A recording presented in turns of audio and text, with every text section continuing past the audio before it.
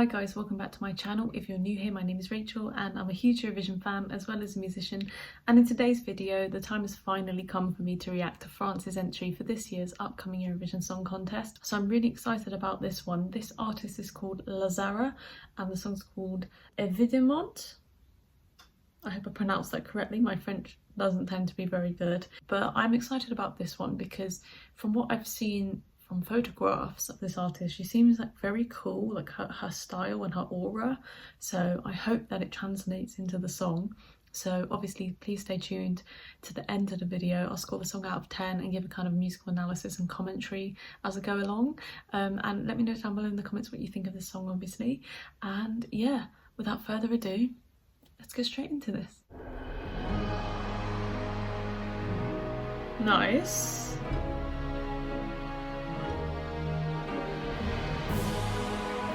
Just want to say that's real brass, thank God, because I was absolutely reeling from Romania's song yesterday with those little fake plastic trumpets being played on a keyboard. So that is a real horn, a French horn in a French song that's being played realistically. Let's keep going, sorry. I just had to get it out of the way. Mon cœur, mes mains, mes yeux, mes reins, plus rien ne m'appartient. Je me fais du mal pour faire du bien. Nice J'oublie comme si ce n'était rien. Dans mon jardin d'enfer poussent des fleurs que j'arrose de mes rêves, de mes pleurs. Lovely voice. Sur le toit du monde, on ne peut toucher le ciel du doigt. Oh. Évidemment. Here we go. Toutes ces belles promesses que j'entends, ce n'est que du vent. Évidemment. Car après le beau temps vient la pluie. C'est ce qu'on oublie. C'est toujours trop. There's the strings coming back in. Ce n'est jamais trop laid pour être faux. Évidemment. Nice chord change.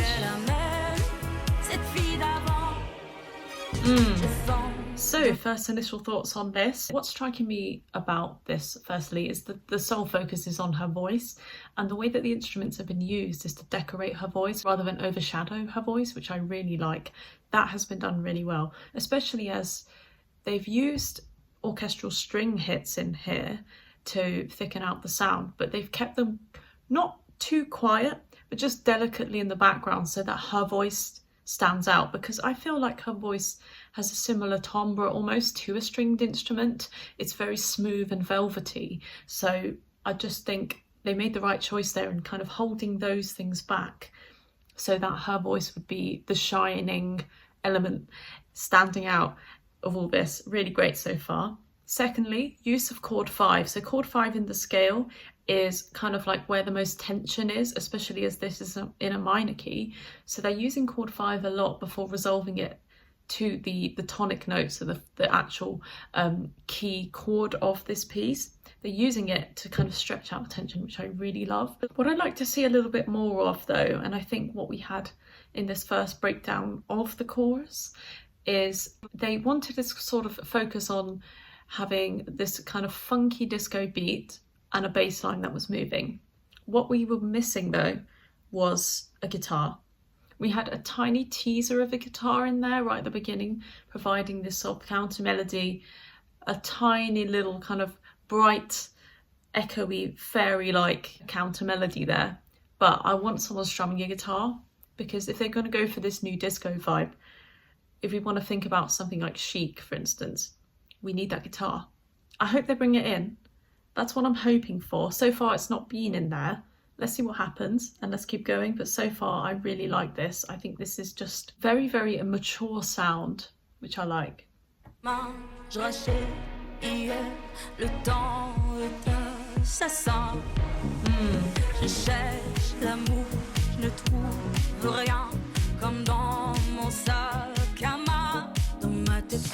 Yeah, this bass is great though. I like the piano. Can you hear that? Listen carefully in that track. Underneath it, there's a piano, but it's been muted so much that it's just barely there. But it's almost like being used as a percussive device instead of a melodic device, which I love. It's like a kind of hybrid of the two. The piano is playing a melody, but it's been toned down and muted down so much, like diluted, to fit in with the drums and bass. They really have stuck in a lot of ideas. It's good.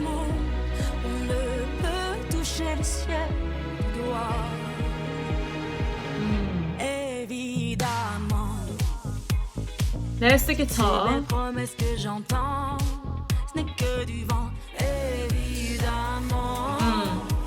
Backing vocals.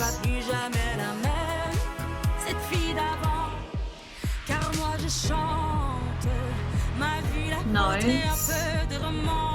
So they did give me the guitars there, but I would have liked them to be a bit more vibrant and a little bit louder. They were so quiet. And I know, like I said, with the strings being quieter, that was working, but with the guitars, because it's like more of a rhythmic device and it's creating this funk sound, we needed that to be just a little more in our faces. That's just my perception. That might have made the song a little bit more punchy. That was all that I found was missing there, but let's keep going. Let's hear this middle 8 and see how this song resolves.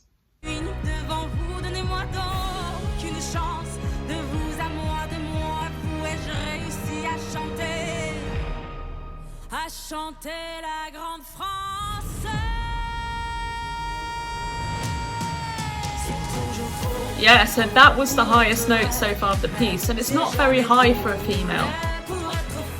So we're keeping it quite low, very contralto, which is fine, I like it.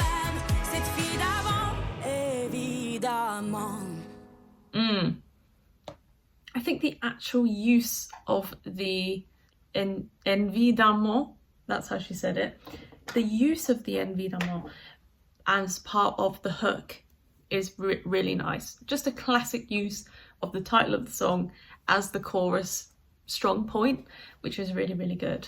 Like I said, the vocal lines are quite, yeah, excuse that. If you heard kind of strange noise in the background, there's a peacock outside my window and it's been squawking.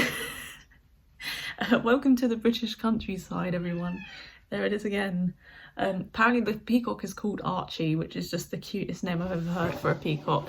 Anyway, back to the song. I'm just going to make myself a little bit of tea actually, because I had a long day. But basically what I really, really admire about this is they kept the vocal lines quite low for a female artist. So contralto, it's not used very much at Eurovision. When I think of last year, I'm thinking of Constractor and I think Monica Liu as well. They've had quite low voices. And I think that's really sultry and a really nice way of kind of making a song feel different and not too showy, because often female ballads, these sort of emotionally charged songs, tend to use higher register notes and showy notes to kind of give the song a bit more character. But I found that the character of this came mainly from the tone of her voice, the timbre, the pronunciation, and the low notes. I thought they were velvety. It was like caramel.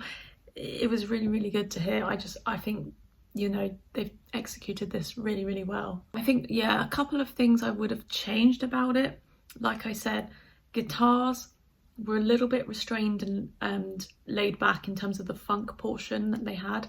If that was more in the forefront of the production, right next to her voice, I think that would have been more interesting. It would have maybe made this a bit more danceable as well, because you've got this constant rhythm being produced by the guitars. But I really like the other parts of the song. The uses of the instruments with her voice is really, really well put together. Perhaps there was times where they could have done more things, like, okay, the opening of the song was slow, but then verse 1 chorus, verse 2 chorus was pretty much the same lane. It didn't really move anywhere else. And then the middle 8 was different, of course. I think for the second verse they could have done something a little bit more interesting, perhaps change it up a bit more. I know they had that interesting piano that had been muted down, but apart from that, that was the only kind of standout moment I felt in the second part of the song. But all in all, I think that's a really, really good effort from France. It's got so much character. It's got a lot of showiness as well, which I like, but it's understated at the same time. It's not over the top. There was no like massively high notes in there. I think she sold the song and it really kind of suits her voice. It's like it was written especially for her. So I think all in all, score out of 10, I'm going to say 8 out of 10. I really enjoyed that one, but let me know obviously down below in the comments what you guys think of this one. Stay tuned for more content coming soon.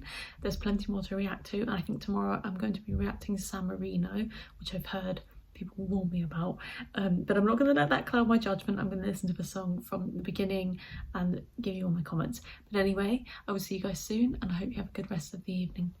Bye.